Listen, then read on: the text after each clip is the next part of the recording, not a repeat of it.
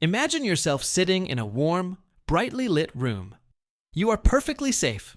You have a glowing screen in your hands. You have a refrigerator full of food just a few steps away.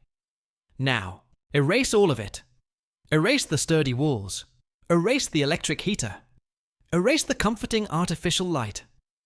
You are sitting on the cold, hard dirt of a damp, pitch-black cave.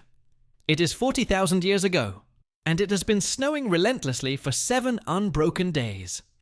The snow outside is piled higher than a mammoth's shoulder. What do you do when a severe winter storm hits your city today? You probably complain about the slow internet connection.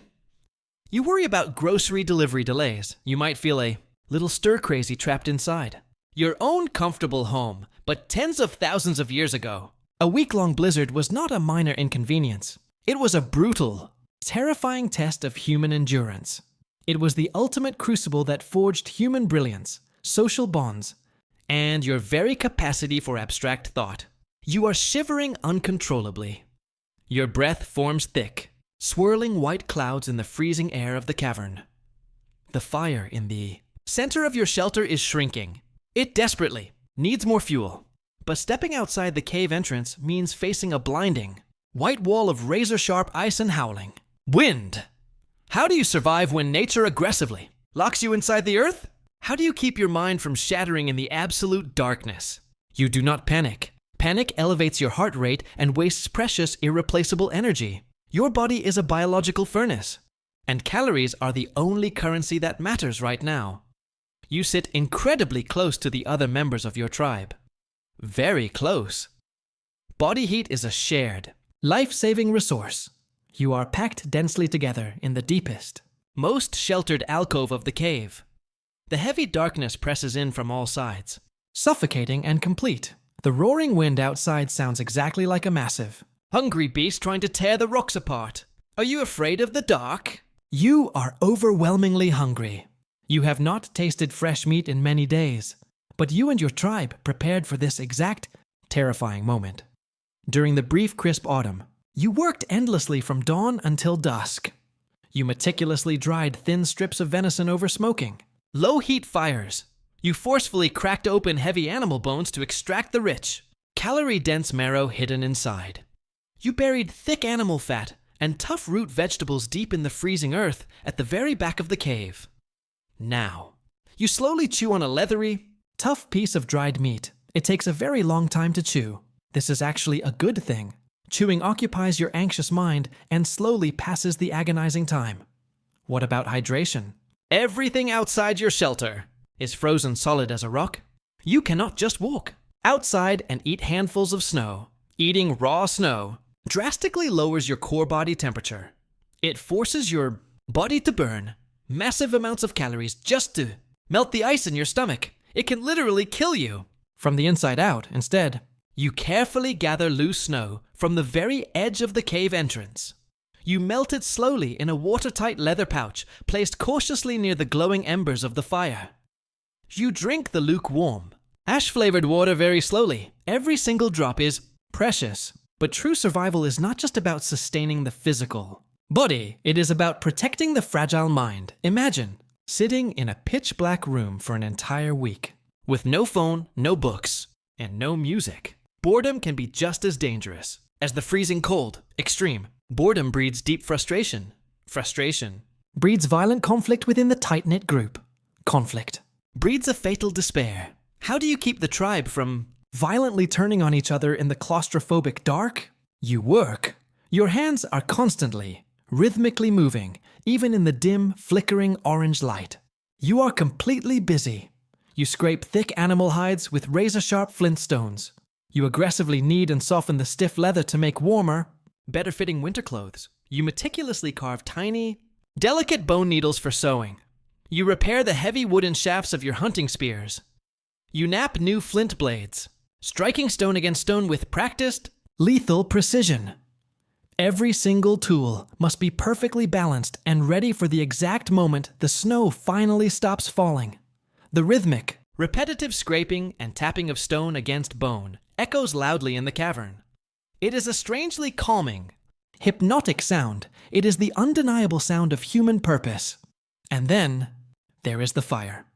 The fire is not just a chemical reaction. The fire is practically a living, breathing member of your tribe. It requires constant, obsessive attention. You take turns watching it through the long, indistinguishable nights. You feed it tiny, carefully rationed scraps of dry moss and precious, hoarded twigs. You stare deeply into the flickering, unpredictable orange flames. The fire violently pushes the terrifying shadows back against the stone walls. It makes the cold, damp cave feel like a sanctuary instead of a frozen tomb. In this dancing, unstable light, something truly magical begins to happen. Someone in the circle begins to make a rhythmic sound, a steady tapping of a heavy stick against a hollow, dried log. A low, vibrating hum emerges from the back of an elder's throat, and then the storytelling begins. You do not have a written language to read from, but you have vast, generational memories. You have terrifying and glorious legends. You share vivid, animated tales of the great bloody hunts of the past summer. You speak in hushed tones of the massive, woolly beasts that roam the frozen plains. You sternly warn the wide-eyed children of the unseen dangers hiding in the dark, whispering woods. These stories are not just simple evening entertainment. They are vital. Spoken word survival manuals passed down through countless generations. They bind you and your tribe together with invisible threads of shared experience. They remind you exactly who you are and where you came from. Perhaps you look up at a magnificent, fading painting on the cave wall. You trace the graceful, ancient lines of a running bison in the shifting firelight. You search for deep meaning, history, and a profound connection to those who came before you. Much like you might study today, the brilliant art, the captivating stories, the shared, huddled warmth. This is exactly how you survive the endless, crushing weight of winter. You look deeply at the faces surrounding you in the dim firelight. They are covered in soot, exhausted and visibly hungry, but they are your people. You realize something incredibly profound in that quiet, frozen moment. The brutal cold outside is actively trying to kill you. But that same brutal cold is exactly what is keeping you all together.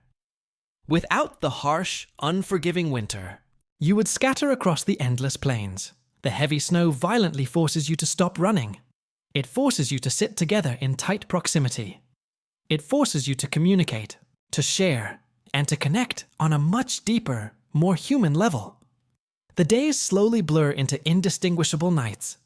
You completely lose track of chronological time. There is only the endless, repeating cycle of sleeping, waking, chewing dry meat, and staring into the heart of the fire. Your mind naturally enters a deep, protective, meditative state. You are subconsciously conserving every single ounce of physical and mental energy. You are surviving not by aggressively fighting nature, but by patiently waiting it out. You have become a master of absolute patience. Finally, the relentless, howling wind outside begins to quiet down. The freezing air inside the cave grows perfectly. Eerily still, you cautiously walk to the blocked entrance of the cave. You slowly push away the heavy barrier of frozen branches and stiff animal hides. A blinding, agonizingly bright light immediately hits your dilated eyes. The heavy snow has finally stopped falling. The entire world outside is buried under a thick, pristine, silent layer of brilliant white. The sky above is a piercing, crystal clear, unforgiving blue. You boldly step out into the freezing, fresh air. Your breath instantly forms a massive white cloud around your face. You are incredibly hungry. You are deeply, down to your bones, tired, but you are breathing. You are alive. You successfully survived the long white darkness. Think deeply about that exact moment the next time you are stuck indoors, during a bad winter storm, when you are feeling slightly bored and scrolling mindlessly on your glowing phone. Remember the deep, dark, freezing cave. Remember the small, flickering, life-saving fire. Remember that the incredible ability to endure hardship, to connect with others, and to survive the longest, darkest nights is permanently built into your very DNA. Imagine yourself sitting in your warm, brightly lit room and know with absolute certainty that you are the direct, unbroken descendant of the resilient humans who outlasted the brutal ice.